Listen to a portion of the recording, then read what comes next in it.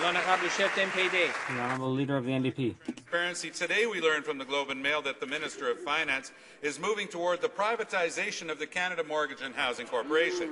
Can the Finance Minister inform this House and indeed all Canadians why he wants to dismantle a 60-year success story at the CMHC? It was just 4 years ago that private mortgage insurance schemes in the United States nearly sank the global economy.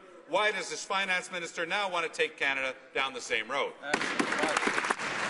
The Honourable Minister of State for Finance. Well, Mr. Speaker, the fact is, despite what the Globe and Mail said, there are no plans to make that change at this time. Our government is focused on implementing Economic Action Plan 2012, and if the opposition had cared to read that, they would have seen that we've actually included action to improve the oversight at CMHC. The Honourable Member for Parkdale-High Park. At this time. Exactly. If the Minister goes ahead with his plan to privatize CMHC, thousands of homeowners and those who dream of buying their first home will suffer the disastrous consequences. We've already seen this in the U.S. The privatization of Fannie Mae and Freddie Mac was a genuine fiasco. Are the Conservatives actually basing their plans on one of the worst economic failures of all time? Mr. Speaker, and as I said, there are no plans to do that at this time. But we do always need to recognize that we can strengthen oversight in this country, Mr. Speaker. We've seen examples in other countries where there was a lack of oversight. That's why we've actually strengthened CMHC's role.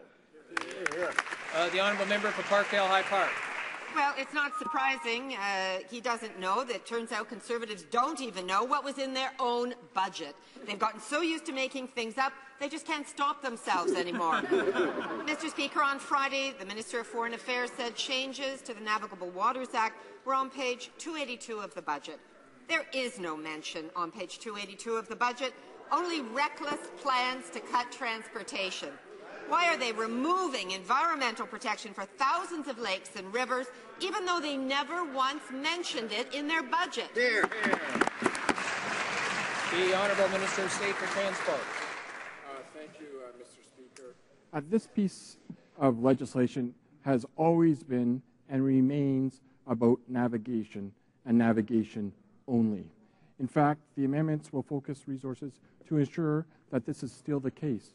This will not affect the government's protection of the environment. In fact, I can list several pieces of legislation that do deal with the environment: the Canada Environmental Protections Act, the Federal Sustainability Act, the Fisheries Act, the Migratory Bird Convention Act, the Species at Risk Act. Shall I go on, Mr. Speaker? No. The Honourable Leader of the Liberal Party.